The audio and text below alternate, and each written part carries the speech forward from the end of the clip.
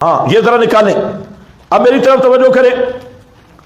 وہ حدیث کہہ رہی ہے 30 سال خلافت، 4 خلفاء، اور یہ حدیث کیا کہہ رہی ہے 12 خلفاء.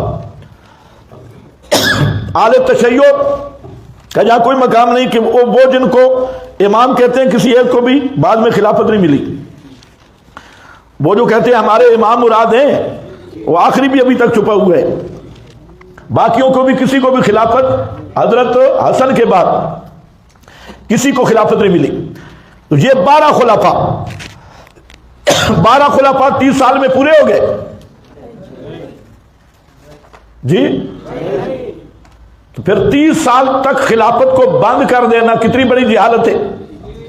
یہ خلافت صرف 30 سال ہے اور جہاں 12 خلفاء آ رہی. یہ مسلم ہے، اور یہ جو ہے مسلم میں آپ کے پاس جہاں لکھی ہے اس کی مسند احمد میں، اس نے جو خیانت کی مسند احمد میں بہت ساری اس کی سندیں ہیں. اور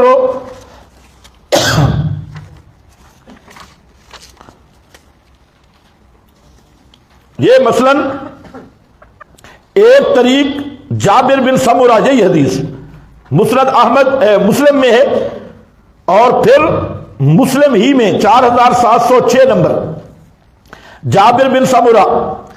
تیسرا طریق حماد بن سلمہ، یہ بھی اسی طرح 12 خلفاء، صحیح مسلم 4708. اور چوتھا طریق پھر صحیح مسلم 4709. اور پانچواں طریق پھر 4710.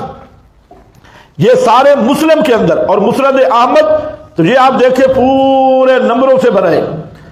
مسند احمد میں تو یہ کئی متعدد مقام پہ موجود ہے.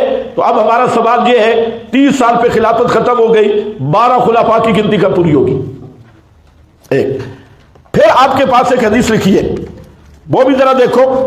اور اس کو علامہ البانی نے بھی لکھا، لیکن مرزا نے خیانت کی، کتمان کیا اور لعنت کا مستحق ٹھہرا. وہاں پر آپ ذرا دیکھیں جو آپ کے پاس کاغذات تھی، اس میں آ رہا ہے کہ عمر بن خطاب رضی اللہ تعالیٰ عنہ سے فرماتے ہیں ان اللہ بدا ھذا الامر یوم بدأہ نبوۃ و رحمہ. اللہ نے اس کام کی ابتدا کس سے کی؟ نبوت اور رحمت سے. آگے دیکھ رہے ہیں ثم یعود، مل گیا؟ ہاں صفحہ بتاؤ بھائی ان کو. ایک صفحہ ٹھیک ہے.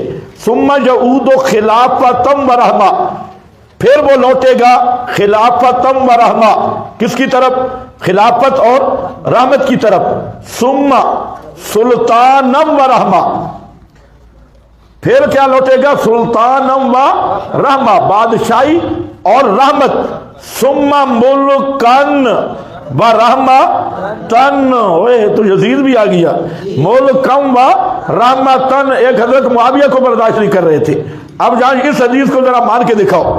ثم یعود خلافتا و رحمتن ثم سلطانا و رحمتن ثم ملکا و رحمتن، یہ کیا بنے گا؟ یہ الفتن. اسی طرح اس سے بعد میں بھی علامہ البانی نے اس قسم کی احادیث کو نقل کیا صحیحہ میں، جس کا حاصل یہی ہے کہ خلافت رحمت والی، اور اس کے بعد کیا ہوگی؟ ملک بادشاہت رحمت والی. بادشاہت کیا ہے؟ رحمت والی، رحمت والی بادشاہت. اس جہنمی گدھے نے درمیان سے حذف کر دیا. تو حاصل یہ کہ خلافتم و رحمہ، ملکم و رحمہ. اور ایک اور حدیث بھی آپ کے پاس لکھی ہے، وہ بھی ذرا دیکھ لو. یہ آگے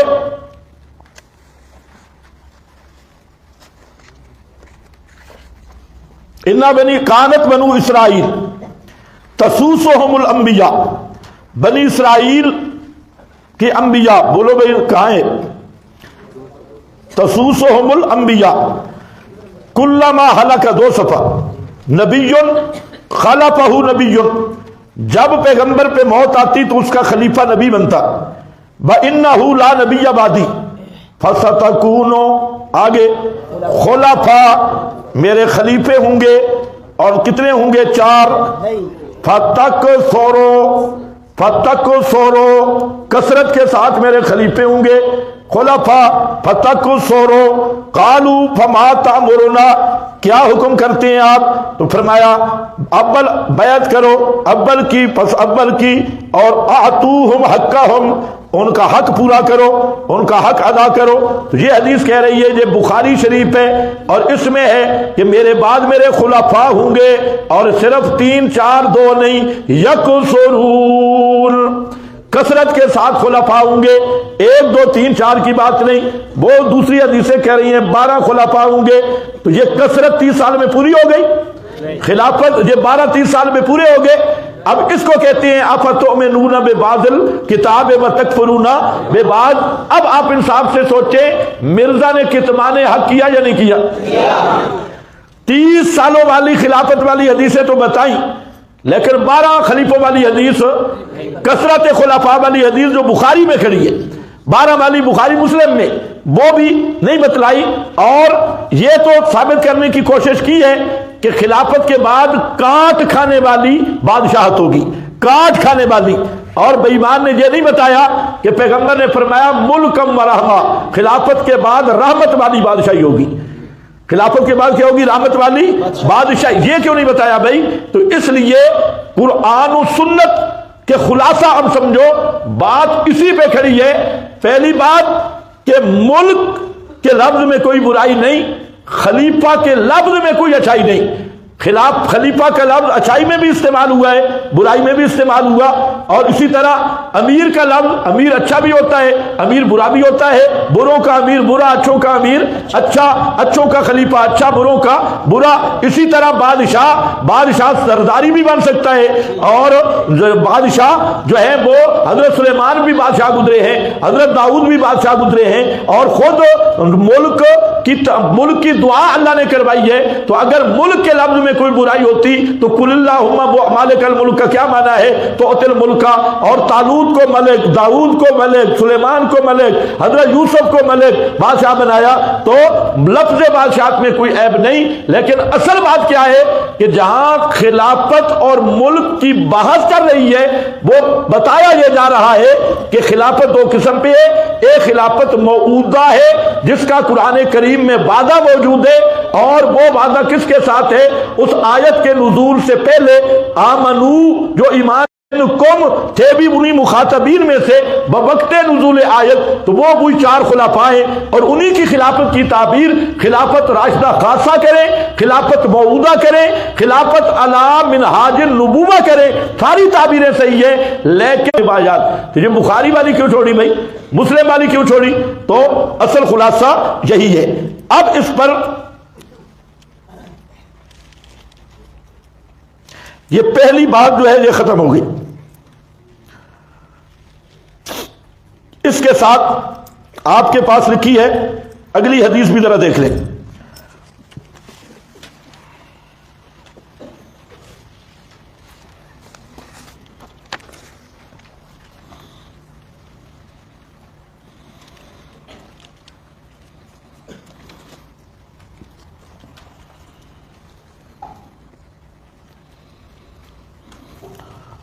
مرزا صاحب کی انٹرنیشنل نمبر کے مطابق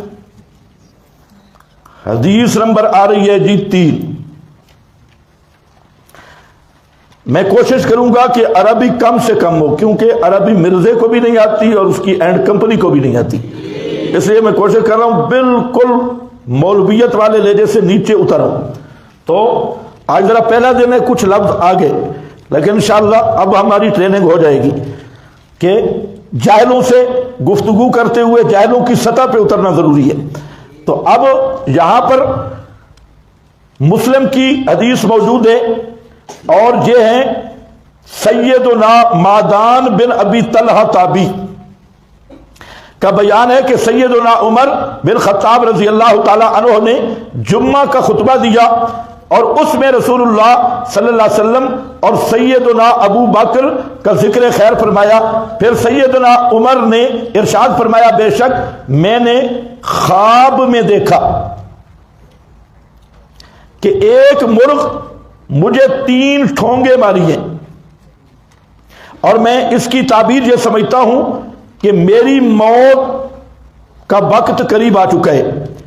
بعض لوگ مجھے یہ مشورہ دے رہے ہیں کہ میں کسی کو اپنا جانشین مقرر کر دوں، لیکن میں ایسا کوئی ارادہ نہیں رکھتا، کیونکہ اللہ تعالیٰ نے اپنے دین کو برباد نہیں ہونے دے گا، نہ ہی اپنی خلافت کو اور نہ ہی اس ہدایت کو جس سے اس نے اپنے رسول کو دے کر بھیجا ہے. مگر میری موت جلدی ہو جائے تو میرا یہ حکم ہے کہ خلافت کا فیصلہ ان 6 افراد میں ہی طے پائے جن سے رسول اللہ صلی اللہ علیہ وسلم اپنی وفات تک راضی تھے. آگے مرزے کا نوٹ ہے. ان 6 افراد کے نام صحیح بخاری کی اگلی حدیث میں آ رہے ہیں اور مجھے خوب معلوم ہے، یہ پھر اسی روایت کا حصہ ہے، کہ بعض لوگ اس امر خلافت میں تان کریں گے اور یہ وہی لوگ ہیں جن کو میں نے اسلام کی خاطر اپنے ان ہاتھوں سے مارا بھی تھا. بریکٹ میں لکھتا ہے ان کو اسلام قبول کرنے سے پہلے. نوٹ اب دیکھیں یہ حدیث ہے، آگے نوٹ درمیان میں آ گیا اور حدیث کے جملے بعد میں لے گیا. مرزا صاحب کہتا ہے کہ بس اگر وہ لوگ واقعی ایسا کریں تو جان لینا کہ وہ اللہ تعالیٰ کے دشمن اور کافر اور گمراہ ہیں. کافر اور گمراہ. یہ حدیث اس نے نقل کی مسلم شریف کی. آپ کے پاس لکھی ہے؟ اچھا آپ کے پاس موجود ہے، میں دکھاتا ہوں آپ کو. تو یہ حدیث ہے. اب شیطنت دیکھو، نوٹ یہاں لکھا ہے فتح مکہ پر معافی مانگ کر اسلام میں داخل ہونے والے انہی لوگوں سے متعلق حقائق اس تحقیقی مقالہ کی اگلی احادیث میں آ رہے ہیں. بریکٹ بند. اب حدیث میں دیکھیں اس میں کوئی کربلا کا ذکر ہے؟ اچھا اس میں کوئی خلافت کو 30 سال تک بند کیا گیا ہے؟ نہیں. حدیث میں تو فاروق اعظم اتنا بتا رہے ہیں کہ 6 آدمیوں کی کمیٹی بنائیں گے. اب مرزا نے کیا شیطنت کی؟ یہ نوٹ ہے اصل مقصد. اور مرزا ثابت یہ کرنا چاہتا ہے کہ حضرت معاویہ اور ابو سفیان وغیرہ یہ فتح مکہ پہ معافیا مانگ کے آئے، اس لیے یہ خلافت کے اہل نہیں ہیں اور ان کو حضرت عمر رضی اللہ تعالی عنہ نے اس مشاورت میں شامل نہیں کیا. اصل یہ مرزا صاحب یہ کہنا چاہتی ہے، حالانکہ یہ مرزا صاحب کی جہالت ہے، خالص جہالت ہے. اور یہاں مرزا صاحب نے 3 جھوٹ اور ارشاد فرما دیے. پہلا یہ کہ مرزا کہتے ہیں ان کا تذکرہ اگلی حدیث میں آ رہا ہے، حالانکہ پورے پمفلٹ اور کسی حدیث کی کتاب میں کوئی تذکرہ موجود نہیں. ایک. دوسرا یہ جو تاثر دیا کہ حضرت معاویہ فتح مکہ کے بعد اور ابو سفیان فتح مکہ کے بعد معافیا مانگ کے آئے، یہ بھی پورا جھوٹ ہے. حضرت معاویہ رضی اللہ تعالیٰ عنہ وہ عمرۃ القضاء پر مسلمان ہو چکے تھے فتح مکہ سے پہلے، اور حضرت ابو سفیان ان کو حضرت عباس لے کر آئے اور حضرت عباس نبی کریم علیہ السلام کے پاس، اور انہوں نے اسلام قبول کیا. اور نبی کریم علیہ السلام نے ابو سفیان کو پہلے دن یہ عزت دی. آپ نے فرمایا کہ جو ابو سفیان کے گھر داخل ہو گیا اس کو بھی امن ہے، جو اپنے گھر کا دروازہ بند کر لے اس کو بھی امن ہے. تو مرزا کا یہ تاثر دینا کہ یہ فتح مکہ کے بعد معافیاں مانگ کے آنے والے، پہلی بات تو ہے کہ معافی مانگنی کس سے تھی؟ پیغمبر سے. تو پیغمبر سے معافی مانگنا یہ عیب ہے؟ پیغمبر سے اگر کوئی معافی مانگے تو مرزا کو یہ ذرا عیب معلوم ہو رہا ہے. اور دوسری بات کہ یہ حضرت ابو سفیان جب پیغمبر کریم کے، یہ بخاری میں موجود ہے، حضرت عباس لے کے گئے پیغمبر کے چچا، اور پھر حضرت معاویہ اس سے پہلے مسلمان ہو چکے. حافظ ابن کثیر البدایہ والنہایہ میں پوری تصریح کی ہے کہ ان کا اسلام پہلے کا ہے. تو کون لوگ ہیں بھائی جو فتح مکہ کے بعد معافیا مانگ کے آئے اور پھر انہیں خلیفہ بنایا گیا؟ یہ ذرا مرزا کو نشاندہی کرنی چاہیے. بالکل بکواس ہے مرزا کا اور خالص جھوٹ ہے. ایک جو جملہ ہے یہ ذرا سمجھنے کے قابل ہے. مرزا صاحب کہتے ہیں کہ حضرت عمر نے 3 فتوے لگائے کہ یعنی جو اس خلافت میں تان کرے گا دشمن، کافر اور گمراہی. اس خلافت میں جو تان کرے گا کون ہے؟ دشمن، کافر اور دین کے دشمن، کافر اور گمراہی. کتنے فتوے لگائے؟ 3. اب ذرا سمجھنا ہے، کرامت ذرا دیکھیں. 3 فتوے حضرت عمر نے لگائے. اس حدیث میں آپ کے پاس موجود ہے، میں ذرا عربی بھی آپ کو پڑھ کے دے دیتا ہوں. یہاں پر تینوں فتوے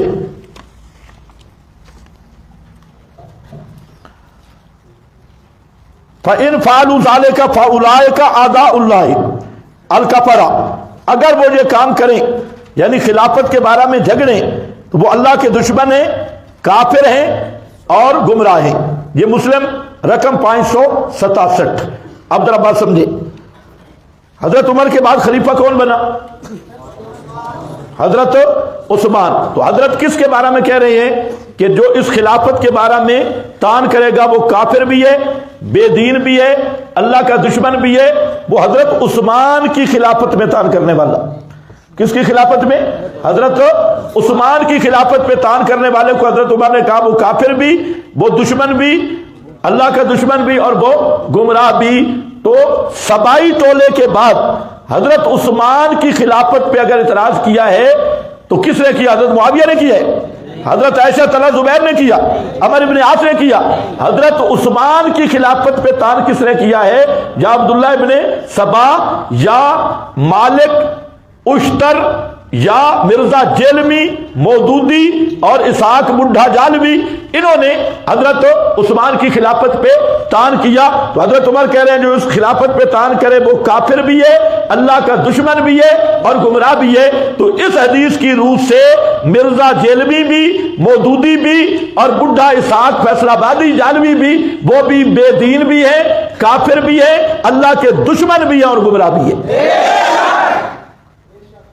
اس کو کہتے ہیں شاہدوا علی انفسہم انہم کانوا کافرین. اپنے اوپر فتوے کے بھی گواہ ہیں. اب یہ جملہ کیوں لایا مرزا صاحب؟ یہ اپنے جاہلوں کو بتا رہا تھا کہ دیکھو جی حضرت عمر نے کہا تھا جو اس خلافت میں جھگڑا کرے وہ اللہ کا دشمن ہے اور وہ کافر ہے اور وہ گمراہ ہے. آگے نوٹ لگا دیا کہ ان کی بات آگے آ رہی، آگے عائشہ ہی کوئی نہیں، نہ مرزے کے باپ کے پاس بھی نہیں. تو جو معافیا مانگ کے یعنی حضرت معاویہ پہ تعریف کر رہا ہے اور حضرت عائشہ طلحہ زبیر پہ. لیکن اللہ کی شان آپ پوری حدیث دیکھ لیں کہ وہ خلافت حضرت عثمان کی ہے اور اس میں یہ آ رہا ہے کہ جو لوگ اس میں تان کریں گے یہ اللہ کے دشمن کافر ہیں اور گمراہ ہیں. اس سے پتہ چلا کہ عبداللہ ابن سبا کا ٹولہ اور اشتر نخی اور جو باغی تھے حضرت عثمان کی خلافت پہ تان کرنے والے پہلے نمبر کے اللہ کے دشمن وہ تھے، کافر گمراہ وہ تھے.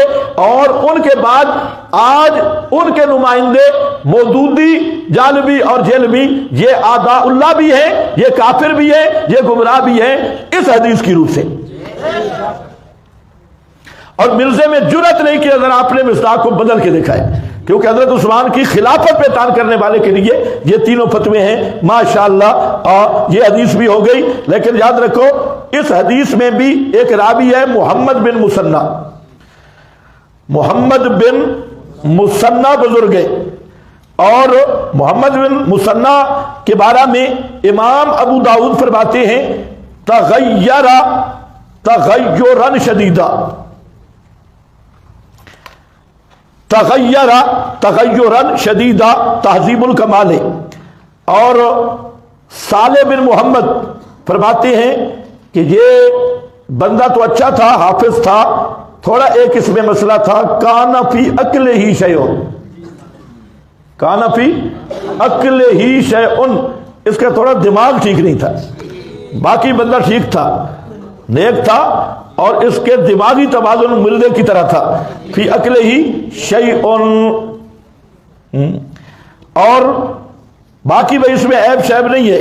لا باس بہ، البتہ یہ ہے کہ اس کے دماغی توازن کا مسئلہ تھا. تو اسی طرح یہ آپ کو صرف اس لیے بتا رہا ہوں کہ آپ کو پتہ ہونا چاہیے کہ کیسے راویوں کی روایتیں لے کر صحابہ پہ تان، حالانکہ تان بنا چلا نہیں ہے، میں نے درایت پہ بات کر دی اور ایسے آپ کو ایک طریقہ بتا رہا ہوں کہ یہ بھی ہے. اسی طرح اس روایت میں ایک اور راوی ذرا تلاش کرو، یحییٰ بن سعید. یہ بھی سچا راوی تھا لیکن یوغربو، اور اس کو امام اکیلی نے کتاب الضعفاء میں ذکر کیا، کتاب الضعفاء میں. تو یہ بھی اتنا پکا راوی نہیں ہے. اس کے بعد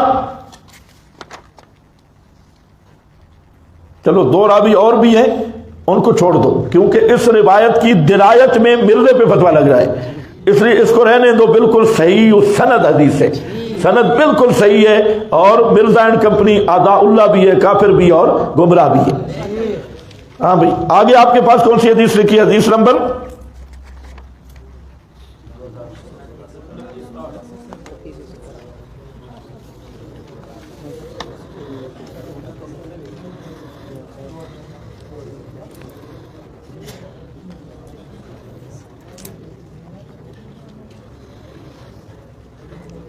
ہاں یہ آپ کے پاس ہے. اچھا پہلے میں ذرا مرزا کو بھی ساتھ پڑھ لوں. مرزا صاحب کیا فرماتے ہیں؟ مرزا صاحب فرماتے ہیں کہ صحیح بخاری سیدنا عمر بن مامون تابی فرماتے ہیں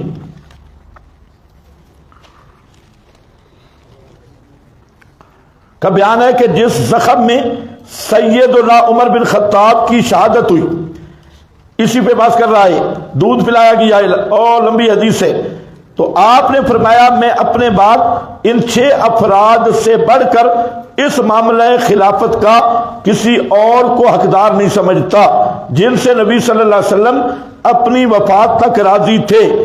پھر آپ نے سیدنا علی، سیدنا عثمان، سیدنا زبیر، سیدنا طلحہ، سیدنا سعد اور سیدنا عبد الرحمن بن عوف کا نام لیا. پھر اپنے بیٹے کی دل جوئی کے لیے، یہ بھی مردے کی شیطانی ہے. پھر فرمایا کہ ان 6 افراد کے ساتھ سیدنا عبداللہ بن عمر بھی مشاورت میں موجود ہوگا لیکن خلافت میں اس کا کوئی حصہ نہیں ہوگا. پھر مزید فرمایا میں اپنے بعد والے خلیفہ کو وصیت کرتا ہوں کہ وہ مہاجرین اول کا خیال رکھے، ان کے حقوق کا احترام کو ملحوظ خاطر رکھے. میں اسے انصار کے بارے میں بھی ہدایت کرتا ہوں کہ وہ ان سے حسن سلوک کرے کیونکہ یہ وہ لوگ ہیں جنہوں نے بہت پہلے ایمان کو پناہ دی تھی. ان کی اچھائیوں کی پذیرائی کی جائے، کوتاہیوں سے صرف نظر کیا جائے، اور تمام خلافت اسلامیہ کے متعلق بھی حسن سلوک کی وصیت کرتا ہوں. یہ مسلم شریف، اچھا بخاری شریف کی حدیث ہے، یہ ہے آپ کے پاس؟ اچھا اس میں دیکھ لو، اس میں کئی واقعہ کربلا کا تذکرہ بھی ہے. عنوان ہے واقعہ کربلا، اور روایت آ رہی ہے کہ حضرت عمر نے 6 آدمیوں کی کمیٹی بنائی تھی مشاورت کے لیے. اس کا کیا تعلق ہے؟ بتانا یہ چاہتا ہے کہ حضرت معاویہ کو کمیٹی میں نہیں رکھا. اصل یہ ہے ترجمۃ الباب سے مناسبت ہے.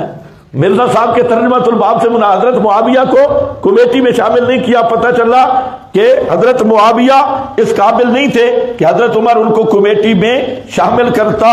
لیکن اس بدھو شخص سے کوئی پوچھے کہ بے وقوف زمانے کا، وہاں تو بڑے بڑے بدری صحابہ موجود تھے، حدیبیہ کے صحابہ موجود تھے، حضرت مغیرہ بن شعبہ جیسا صحابی موجود تھا اور بڑے بڑے حضرات تھے. تو حضرت عمر نے باقیوں کو شورا میں نہیں رکھا، انہیں حال نہیں سمجھا. عجیب بات ہے کہ حضرت عمر سب کی شورا بناتے، 6 کو منتخب کیا اور باقی کو شورا میں نہیں رکھا. ثابت یہ کرنا چاہتا ہے کہ حضرت معاویہ جو ہیں وہ اس قابل نہیں تھے. تو کیسی جہالت والی بات ہے، اور کیسی بغض معاویہ میں یہ کیسا پاگل ہو چکا ہے بابل کتے کی طرح کہ بات بنے نہ بنے بنانی ضرور ہے. حضرت عمر نے 6 آدمیوں کی کمیٹی بنائی.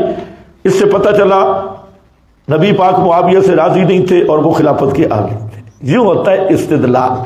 تو اور کتنے آدمیوں کو ساتھ بلایا، جتنے مطلب ہے 6 کے علاوہ پھر پیغمبر کریم صاحب سے ناراض گئے، اور 6 کے علاوہ کوئی مشاورت کا حال نہیں تھا. جبکہ حدیبیہ والے، بدر والے اور بڑے بڑے جلیل القدر اشرا مبشرہ موجود تھے. لیکن یہ ہے مرزے کا استدلال. آگے ذرا مرزا نے لکھا ہے نوٹ. اس کو بہت مزہ ہے کہ نوٹ ذرا مرزے کا پڑھنا چاہیے کہ کیسے مرزا صاحب نے ماشاءاللہ زبردست. نوٹ میں مرزا صاحب لکھتے ہیں کہ ان 6 افراد میں سے 4 افراد سیدنا زبیر، سیدنا طلحہ، سیدنا سعد اور سیدنا عبد الرحمن بن عوف. اب یہ جو نام لے رہا ہے نا حضرت زبیر اور حضرت طلحہ کا، اگلے صفحے پہ ان کو گمراہ اور بدعتی اور باغی قرار دے رہا ہے، جہاں پر سیدنا اور جن کو حضرت عمر نے منتخب کیا اور نبی پاک ان سے راضی تھے. کہتے ہیں کہ سب سے پہلے سیدنا علی نے ہی سیدنا عثمان کی بیعت کی. آگے حوالہ دیا صحیح بخاری، حالانکہ یہ بالکل جھوٹ ہے. یہ سب سے بڑا گندا جھوٹ ہے مرزا کا. اور کتنے جھوٹ ہو گئے؟ 7. زیادہ ہوئے بھائی، ایک جھوٹ لاکھ روپے کا ہے خدا کے بندے، آپ گن ہی نہیں رہے. ہاں میرا خیال ہے 7 لاکھ بن گئے. تو اب چلو ہم بڑھا دیتے ہیں، جھوٹوں میں ذرا تعداد میں فرق آ رہی ہے، تو ہم اس ایک جھوٹ کا جو حوالہ دیا یہ ثابت کر دے تو 10 لاکھ روپیہ دے دیں گے. لاکھ سے 10 بڑھا دیتی ہے. تو یہاں پر کیا ہے؟ کہتا ہے کہ سب سے پہلے سیدنا علی نے ہی سیدنا عثمان کی بیعت کی.